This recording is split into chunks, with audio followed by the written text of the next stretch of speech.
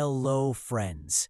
I am John, and today I am describing my daily routine with you. Let's practice together. I wake up at a specific time, like 6 a.m., and get out of bed. I brush my teeth, wash my face, and take a shower. I put on my school uniform, comb my hair, and prepare my school bag.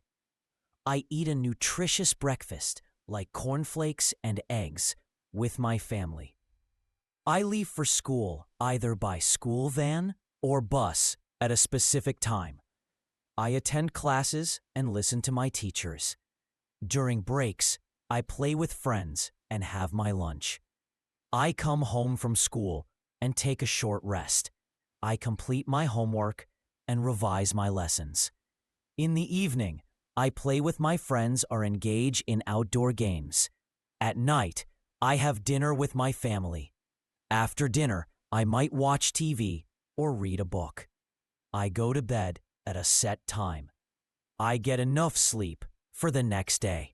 This is my daily routine, and I hope you will like this and you will practice it.